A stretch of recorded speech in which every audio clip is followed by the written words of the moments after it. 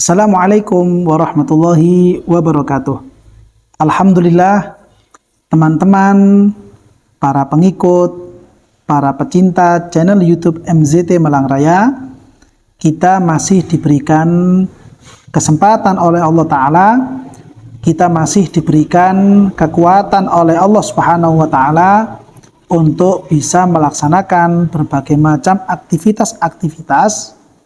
Terutama kita bisa melanjutkan kajian kita di channel YouTube ini, teriring harapan dan doa.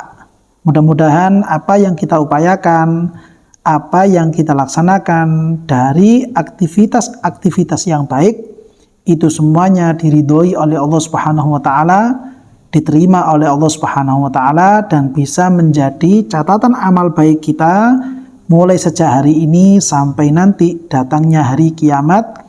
Dan mudah-mudahan segala bentuk perilaku, aktivitas, kegiatan yang sekiranya itu tidak baik, itu semuanya diampuni oleh Allah Subhanahu wa Ta'ala. Amin ya rabbal alamin. Para pemirsa channel YouTube MZT Malang Raya, dimanapun Anda berada, pada kesempatan kali ini kami melanjutkan kajian kita di dalam pembahasan tentang hukum dan permasalahan seputar pernikahan atau dikenal dengan sebutan fikih munakahat. Yang mana pembahasan kita dalam fikih munakahat ini masih menerangkan tentang hukum-hukum atau permasalahan-permasalahan yang berkaitan dengan talak. Sebagaimana yang telah kita awali di video sebelumnya, bahwa bagaimana dalil, bagaimana prolog atau pembukaan tentang masalah talak ini, dan seberapa jauh kita menjadi penting untuk mengerti tentang hukum-hukum talak, itu sudah kita bahas pada video yang sebelumnya. Dan pada kesempatan kali ini, terutamanya sebelum kita itu masuk pada keterangan yang disebutkan di dalam kitab Fathul Qorib, tentang bagaimana beliau kitab Fathul Qorib itu menerangkan tentang definisi dan juga bentuk sigot, bentuk ucapan yang dia bisa dianggap sebagai ungkapan-ungkapan talak. Penting bagi kita untuk mengetahui terlebih dahulu apa saja komponen-komponen, apa saja rukun-rukun yang harus ada ketika terjadi peristiwa cerai. Sehingga cerai ini ketika memiliki komponen yang lengkap, ketika memiliki rukun-rukun yang ada semuanya, maka talak atau cerai itu bisa dianggap sebagai cerai yang sah, dan si istri pun bisa menjadi orang lain, tidak lagi menjadi istri bagi si suami. Ini penting untuk kita ketahui supaya kita tidak sampai gegabah dalam melaksanakan atau dalam mengucapkan kata-kata cerai kepada istri kita masing-masing.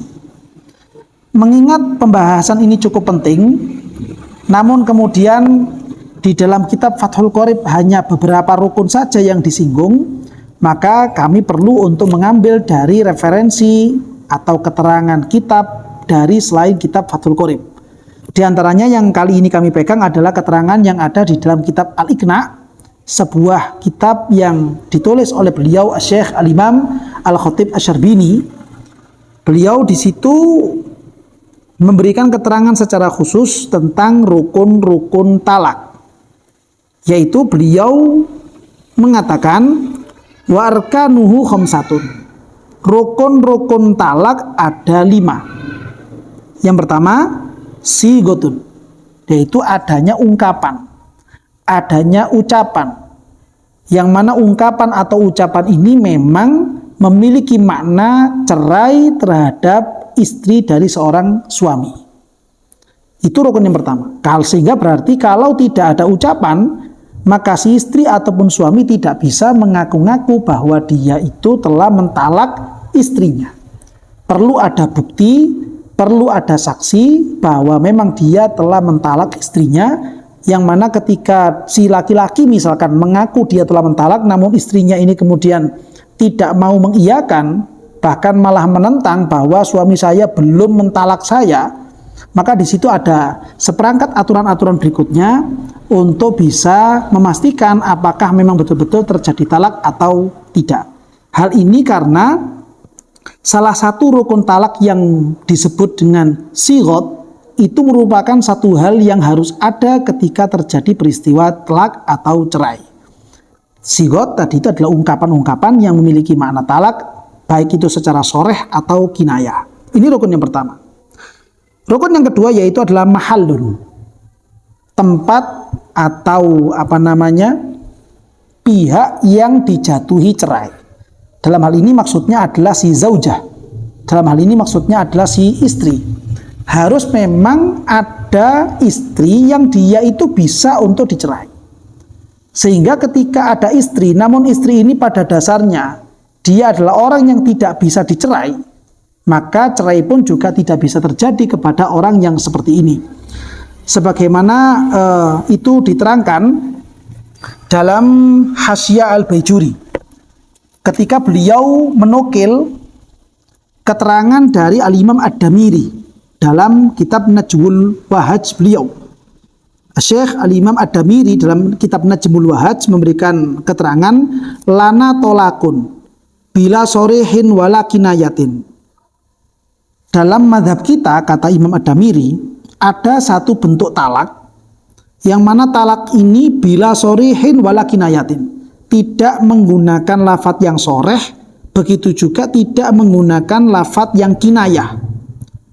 Apa bentuk talak yang tidak memiliki lafadz soreh dan kinayah ini? Wahwa, yaitu i'tirafuz zaujaini bifisqis syuhudi halal aqdi, yaitu ketika masing-masing dari suami istri yang mana mereka ini mengakui tentang kefasekan saksi nikah hal aqdi saat terjadi akdun nikah.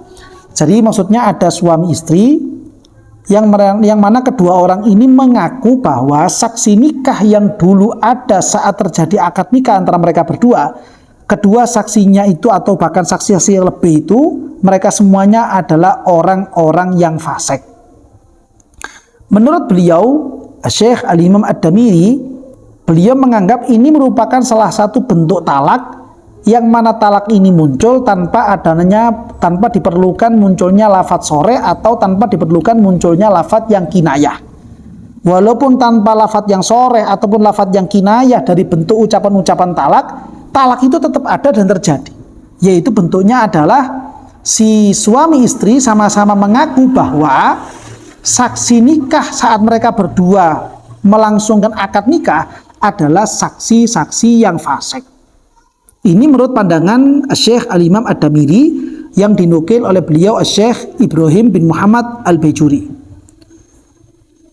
Pernyataan Syekh Damiri dalam Najmul Wahaj beliau ini dibantah dan ditolak oleh Syekh Ibrahim bin Muhammad Al-Baijuri. Beliau dalam hal ini menyatakan fahuwa mardudun. Pernyataan yang seperti itu artinya talak atau cerai tanpa menggunakan sigot yang soreh atau sigot yang kinayah adalah mardudun, tertolak, tidak bisa diakui, tidak bisa dipegang.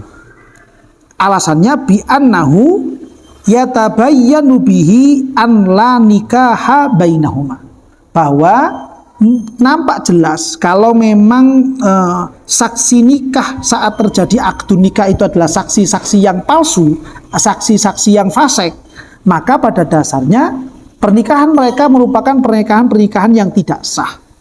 Makanya beliau di situ mengatakan yatabayyanu bihi an la nikaha bainahuma.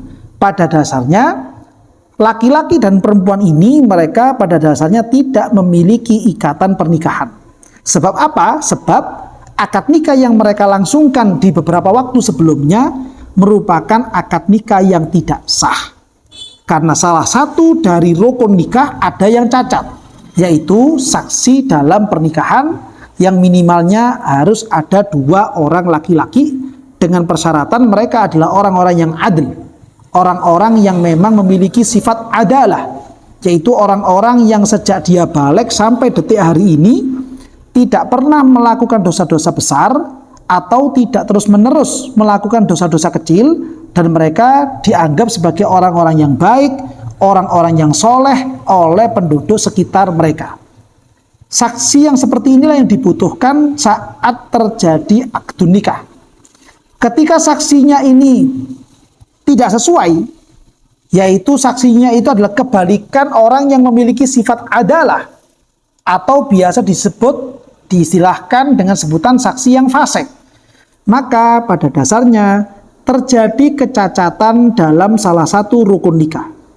Ketika salah satu rukun nikah itu ada yang cacat, maka itu sama dengan tidak ada pernikahan yang pernah terjadi antara kemanten laki-laki maupun kemanten perempuan. Ini menjadi keterangan bagi kita sebagai salah satu contoh untuk menjelaskan bagaimana gambaran rukun yang kedua dalam masalah talak, yaitu mahallun.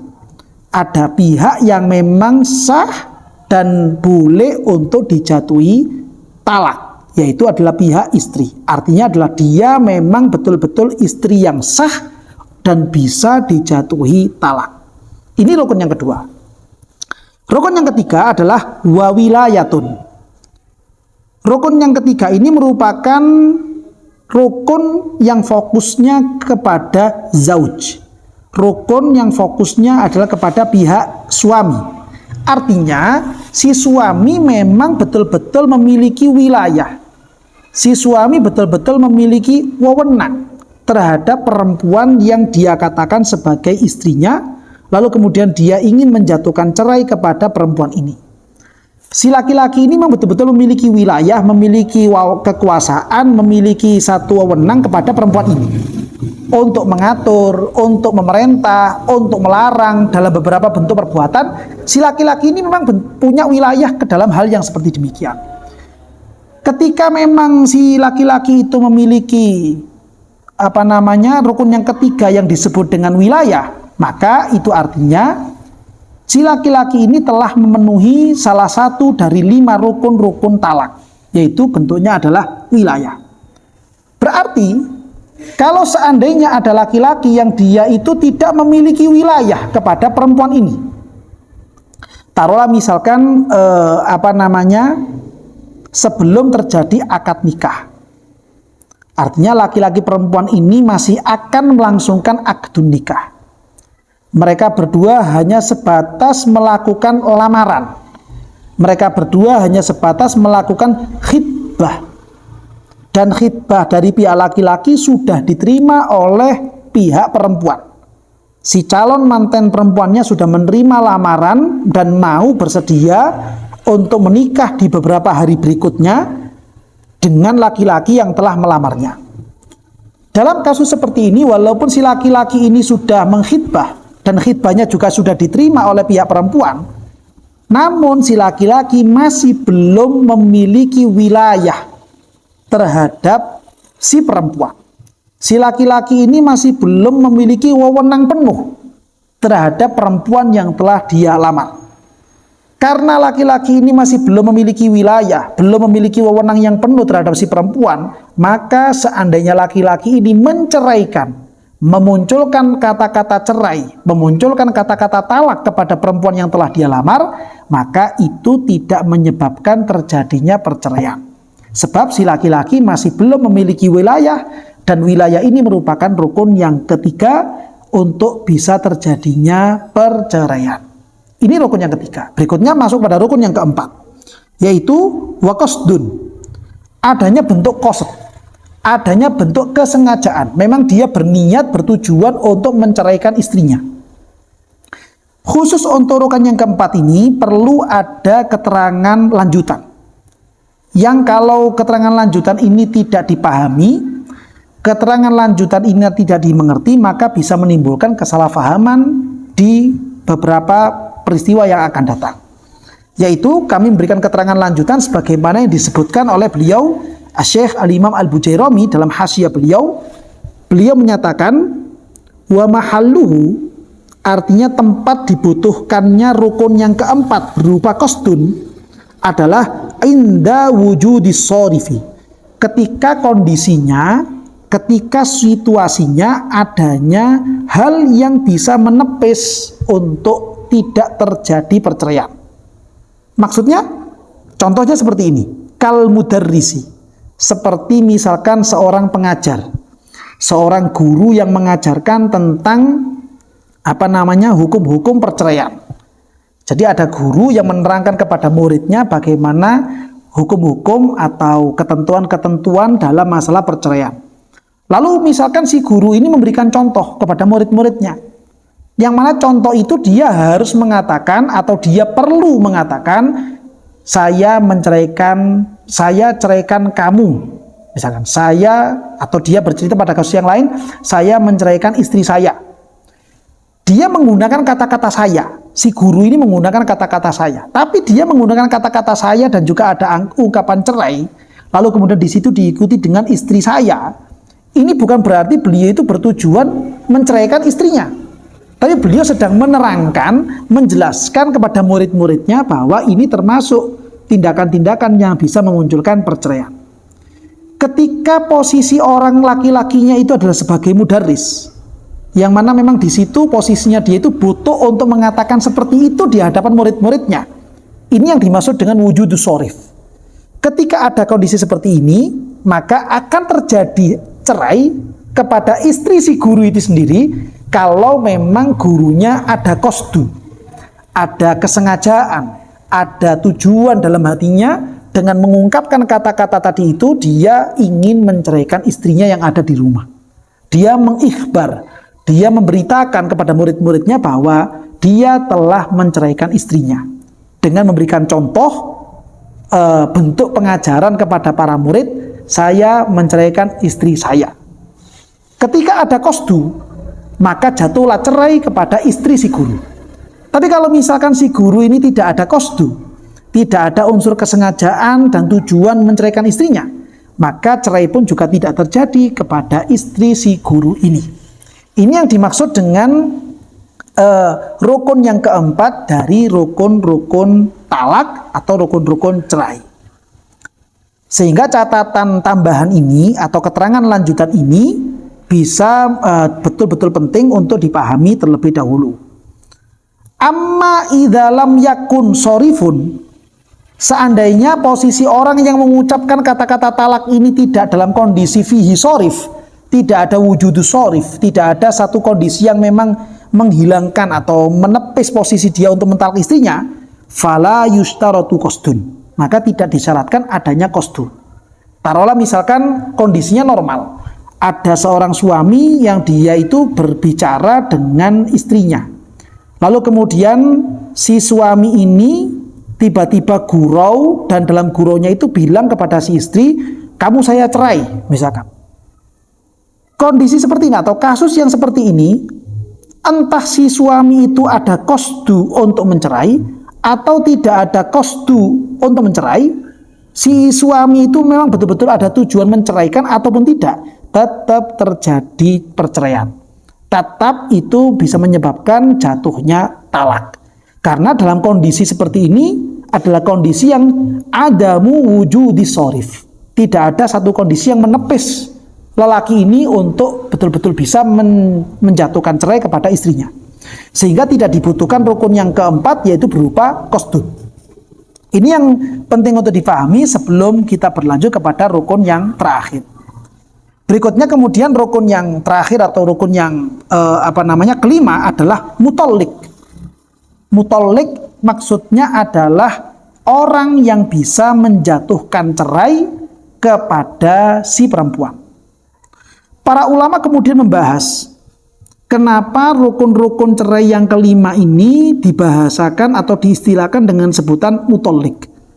Kenapa tidak dibahasakan dengan zauj begitu saja atau suami begitu saja? Kenapa yang disebutkan itu adalah mutollik, yang berarti pihak yang bisa memberikan cerai, pihak yang bisa menjatuhkan talak. Kenapa menggunakan kata-kata mutollik, tidak menggunakan kata-kata zauj? Beliau Syekh Al-Imam Al-Bujairami memberikan keterangan, lam yakul zaujun li annal mutolliko qad yakunu ghairaz zauji. Memang dalam kitab Iqna Al-Imam Asy-Syaikh Al-Khatib Asy-Syarbini sengaja tidak menggunakan istilah zauj atau tidak menggunakan istilah suami dengan alasan li'annal mutalliq, karena pihak yang bisa memberikan cerai qad yakunu ghairu zauji, bisa jadi adalah bukan si suami. Sehingga dari sini ada celah, ternyata pihak yang bisa menjatuhkan cerai tapi pihak yang memberikan cerai ini bukan si suami. Contohnya kal qadhi fi talaqihi anil muli, seperti contohnya adalah qadhi atau hakim yang dia harus menjatuhkan cerai kepada orang laki-laki yang telah melakukan ilak kepada istrinya. Ilak nanti akan ada babnya sendiri, yaitu suami yang dia itu bersumpah untuk tidak mau menggauli, tidak mau berhubungan badan dengan istrinya. Ini laki-laki yang seperti ini namanya laki-laki yang melakukan ilak, atau istilah Arabnya adalah muli. Ketika ada laki-laki yang seperti ini, lalu kemudian kasus mereka ini diangkat ke pengadilan agama, lalu kemudian dimodiatori pun juga tidak bisa, maka pihak hakim punya wewenang untuk menjatuhkan cerai kepada istri laki-laki yang telah melakukan ilak. Ini gambaran atau satu gambaran yang mana talak itu bisa muncul dari selain lesannya zauj, yaitu ketika terjadi masalah ilak. Ini rukun yang yang kelima dari rukun-rukun talak. Dari sini kita menjadi paham bagaimana kemudian talak itu bisa terjadi ketika 5 rukun ini betul-betul ada, betul-betul terjadi di fakta lapangannya, fakta kasusnya, sehingga talak bisa terjadi.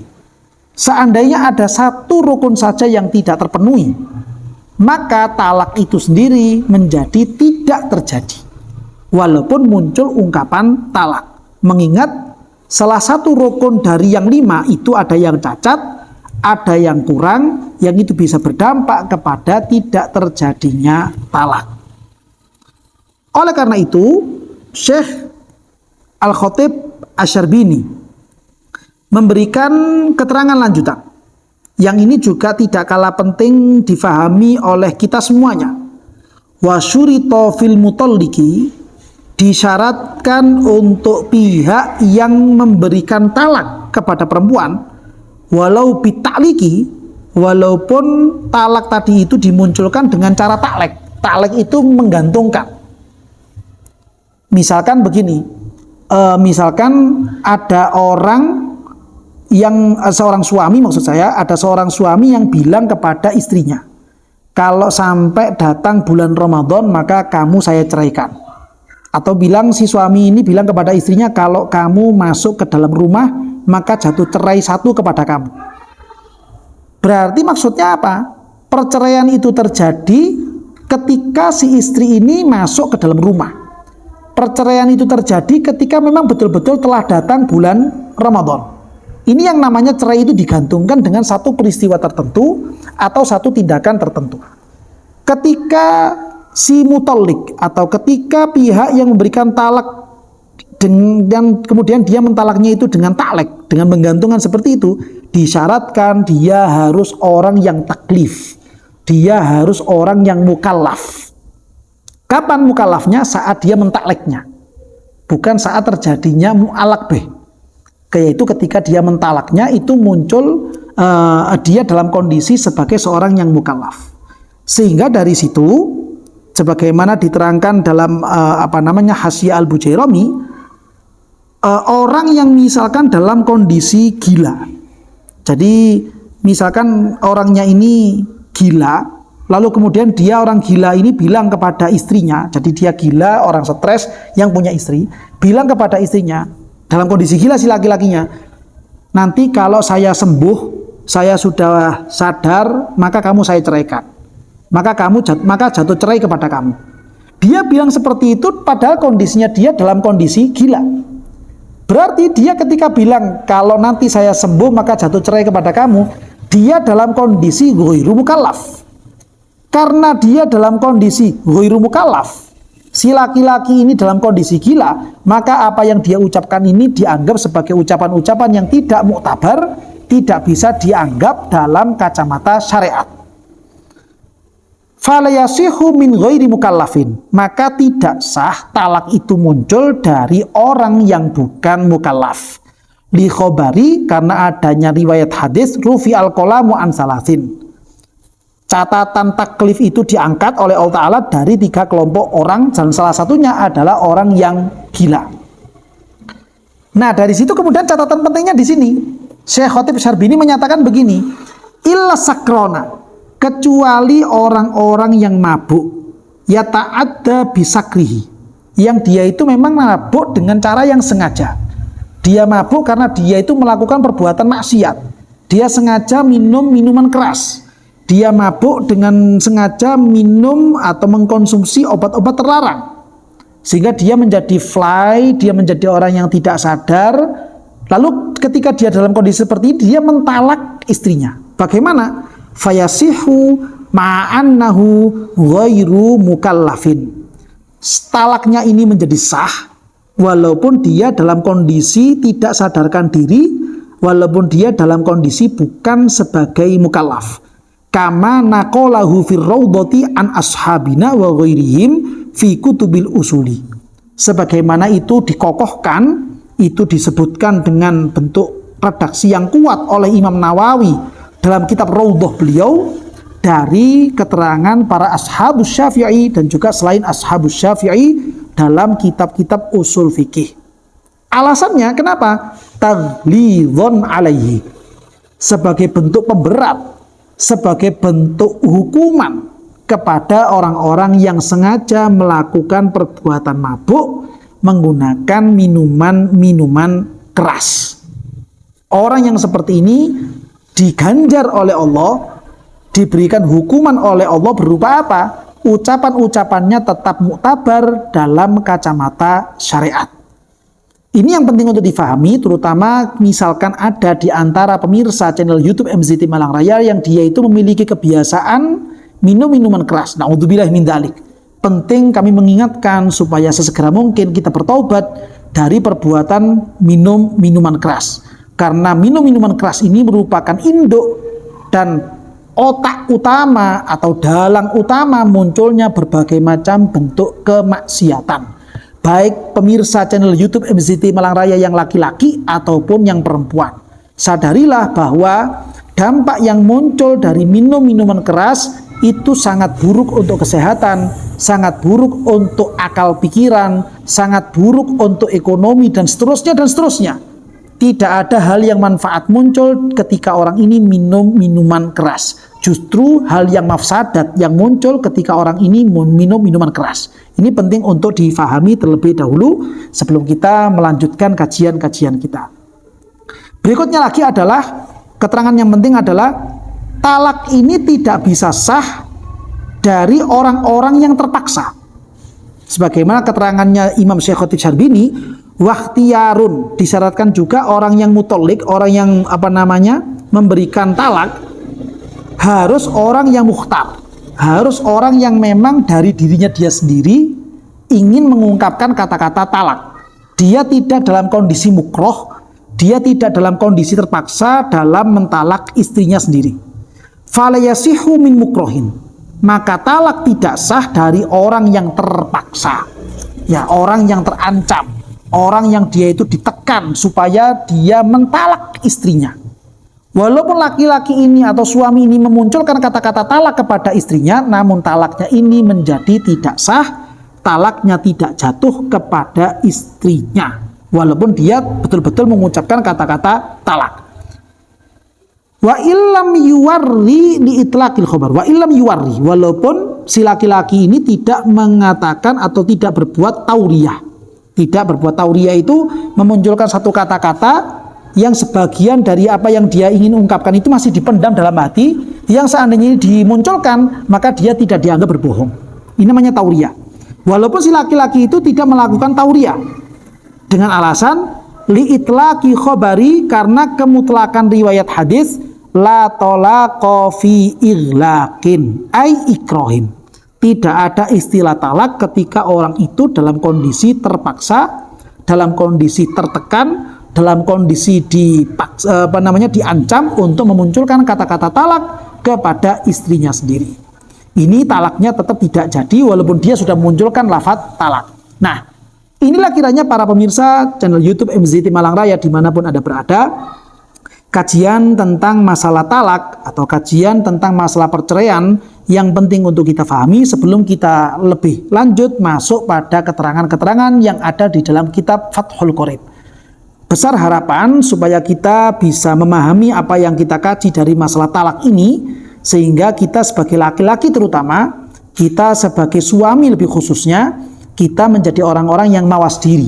Kita menjadi orang-orang yang lebih hati-hati, tidak gampang-gampang memunculkan kata-kata talak. Walaupun dalam kondisi gurau, walaupun dalam kondisi bercanda, na'udzubillahi min dzalik, jangan sampai kita tanpa ada alasan-alasan yang bisa diterima oleh syariat, lalu kemudian dia memunculkan kata-kata talak kepada istrinya. Ini merupakan satu tindakan yang bertentangan dengan apa yang dianjurkan oleh syariat kita, syariatnya Rasulullah SAW tentang anjuran untuk mengadakan pernikahan. Ketika ini bertentangan, khawatir ini akan bisa menjadi tindakan yang membuat sedih atau mengecewakan kepada kekasih kita, junjungan kita, Nabi besar Muhammad SAW. Oleh karena itu, para pemirsa, para pengikut channel YouTube MZT Malang Raya dimanapun Anda berada, mudah-mudahan kita semuanya, keluarga kita, anak-anak kita, orang-orang yang kita cintai, senantiasa diberikan hidayah oleh Allah Subhanahu wa Ta'ala, senantiasa diberikan bimbingan oleh Allah Subhanahu wa Ta'ala menjadi orang-orang yang baik, menjadi orang-orang yang soleh, menjadi orang-orang yang taat kepada Allah, menjadi orang-orang yang tunduk patuh kepada aturan Rasulullah SAW, hingga kiranya kita bisa menjadi orang-orang yang diridhoi oleh Allah dan juga dicintai oleh junjungan kita Nabi besar Muhammad SAW. Demikianlah kajian kita pada kesempatan kali ini. Barangkali mungkin ada keterangan-keterangan yang kurang jelas atau mungkin ada pertanyaan-pertanyaan susulan, maka bisa Anda sampaikan melalui kolom komentar atau melalui nomor admin yang telah tertera pada layar YouTube Anda. Mudah-mudahan kita senantiasa diberikan keberkahan oleh Allah Subhanahu wa Ta'ala. Amin ya rabbal alamin.